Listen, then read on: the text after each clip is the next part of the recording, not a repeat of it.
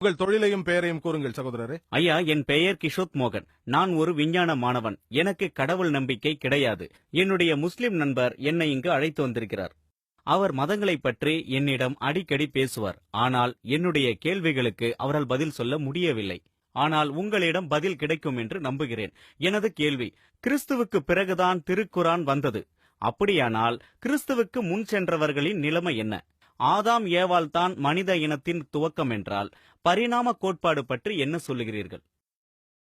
கிறிஸ்துவிற்கு பிறகுதானே குரான் வந்தது. அப்படியானால் குரானுக்கு முன் சென்றவர்களின் நிலை என்ன என்று சகோதரர் நம்மிடம் ஒரு நல்ல கேள்வியை கேட்டிருக்கிறார்.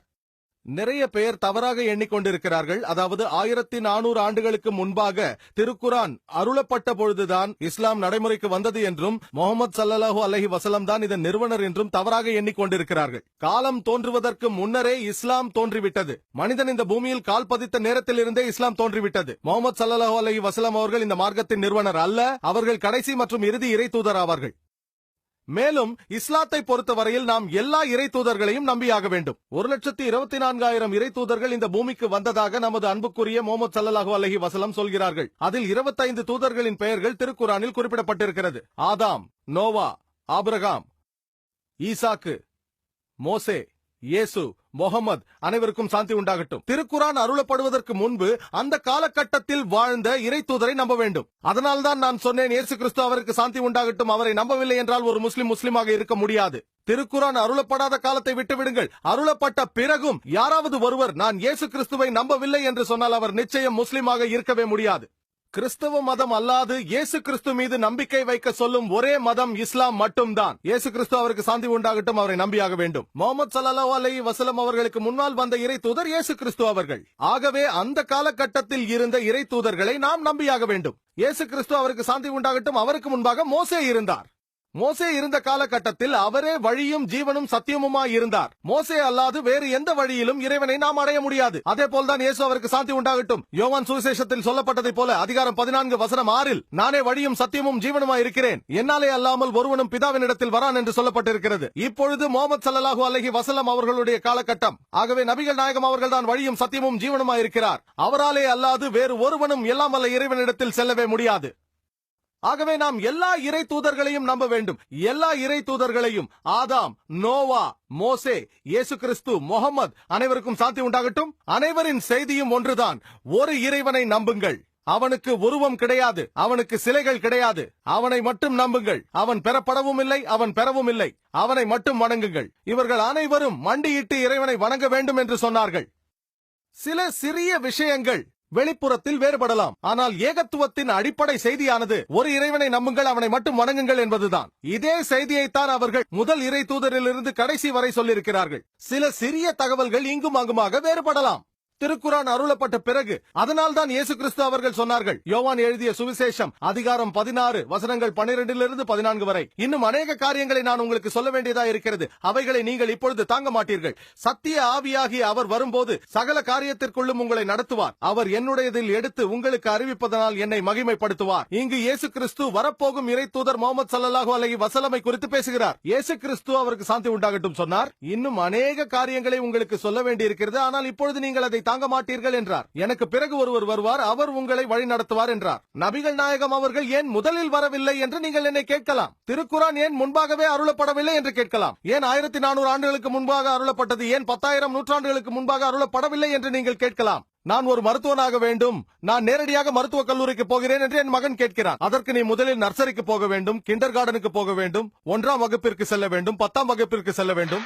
அதன் பிறகுதான் நீ மருத்துவக் கல்லூரிக்கு செல்ல முடியும். ஆகவே படைப்பாளனான எல்லாம் வல்ல இறைவனுக்கு மனிதர்கள் எப்படி முதிர்ச்சி அடைவார்கள் என்பது தெரியும். திருக்குரான் முதல் புத்தகமாக அருளப்பட்டு இருந்தால் மனிதர்கள் அதை புரிந்து கொண்டிருக்க மாட்டார்கள் என்பது அவனுக்கு தெரியும். மனிதர்கள் புரிந்து கொள்ளக்கூடிய சரியான தருணம் 1400 ஆண்டுகளுக்கு முன்பாக வந்தது. அதனால்தான் 2000 ஆண்டுகளுக்கு முன்பாக இயேசு கிறிஸ்து சொன்னார், அநேக காரியங்களை சொல்ல வேண்டி உள்ளது, அதை இப்பொழுது உங்களால் தாங்க முடியாது. எனக்கு பின்பாக ஒருவர் வருவார், அவர் உங்களை சத்திய மார்க்கத்தில் வழி நடத்துவார் என்று நபிகள் நாயகம் அவர்களை குறித்து சொன்னார். எது சரியான நேரம், எப்பொழுது எதை அருள வேண்டும் என்று படைப்பாளனுக்கு நன்றாக தெரியும். திருக்குரான் சூரா மாய்தா அத்தியாயம் 5 வசனம் 3 எல்லாம் வல்ல இறைவன் சொல்கிறான், இன்றைய தினம் நாம் உங்களுக்கு உங்களுடைய மார்க்கத்தை முழுமையாக்கி வைத்து என்னுடைய அருளையும் உங்கள் மீது முழுமையாக்கி வைத்து விட்டோம். உங்களுடைய இந்த இஸ்லாம் மார்க்கத்தை பற்றியும் திருப்தி அடைந்து விட்டோம். இதிலிருந்து எதையும் கூட்டவோ குறைத்திடவோ முடியாது. நபிகள் அவர்களுக்கு முன்னால் அவருக்கு முன்பாக இருந்த இறை தூதர்களை நம்ப வேண்டும். இப்பொழுது பரிணாம கொள்கையை குறித்த உங்கள் கேள்வியின் இரண்டாம் பாகத்திற்கு நாம் வருவோம். சார்ல்ஸ் டார்வின், சரிதானே? டார்வினின் கோட்பாடு. மேலும் நீங்கள் ஒரு நாத்திகர் என்று சொன்னீர்கள். ஏதோ சொல்ல வந்தீர்கள்? ஆம், நான் ஒரு நாத்திகன் தான். நீங்கள் நாத்திகரா இல்லை நாத்திகராக இருந்தீர்கள்? இன்னும் நான் நாத்திகன் தான். இன்னும் அப்படித்தான் இருக்கிறீர்கள். நான் சார்ல்ஸ் டார்வினை பற்றி பேசுவதற்கு முன்பாக என்னுடைய சொற்பொழிவில் யாருக்கும் தெரியாத ஒரு இயந்திரத்தின் இயக்கத்தை குறித்து யாரால் சரியாக சொல்ல முடியும் என்ற என்னுடைய கேள்விக்கு உங்கள் பதில் என்ன? ஒரு நாத்திகராக சொல்லுங்கள். படைப்பாளன்.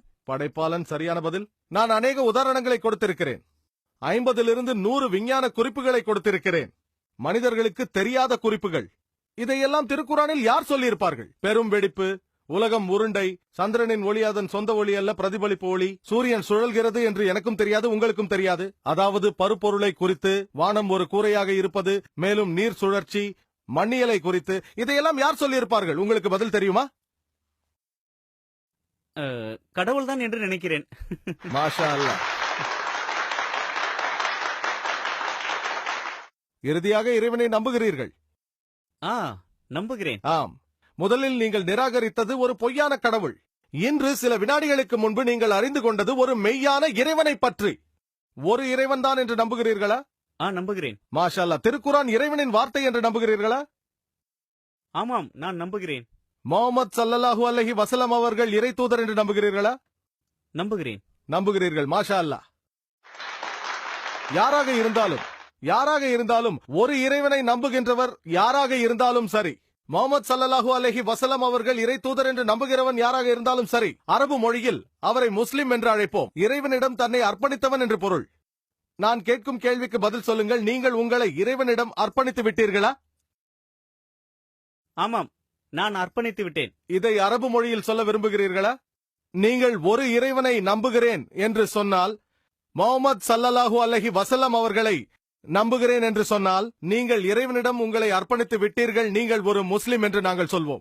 அரபு மொழியில் சொல்ல விரும்புகிறீர்களா? இப்பொழுது சொன்னதை அரபு மொழியில் சொல்வீர்களா? நான் சொல்கிறேன். சரி, நான் கூறப்போகும் வார்த்தைகளை அரபு மொழியில் அப்படியே திரும்ப சொல்லுங்கள்.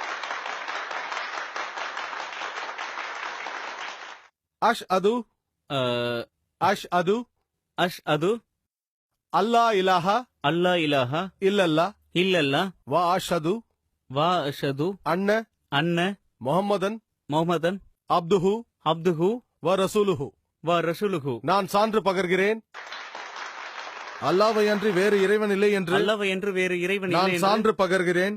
நான் சான்று பகர்கிறேன். மேலும் முஹம்மது அல்லாஹ்வினுடைய தூதுவர் ஆவார் என்றும் சான்று பகர்கிறேன். தூதுவர் ஆவார் என்றும் சான்று மாஷா பகர்கிறேன். அல்லாஹ். நீங்கள் ஒரு முஸ்லிம் சகோதரரே. நான் அல்லாஹ் சுப்ஹானஹு வ தஆலாவிடம் பிரார்த்திக்கிறேன். இன்று நீங்கள் அல்லாஹ்வை ஏற்றுக்கொண்டுள்ளீர்கள். உங்களையும் எங்களையும் நேரான வழியில் நடத்திட அல்லாஹ்விடம் பிரார்த்திக்கிறேன். மேலும் நீங்கள் சொர்க்கத்திற்கு சென்றிட அல்லாஹ்விடம் பிரார்த்திக்கிறேன். வாங்க, மத்தவங்க பேசணும். அடுத்த கேள்வியை கேட்கலாம்.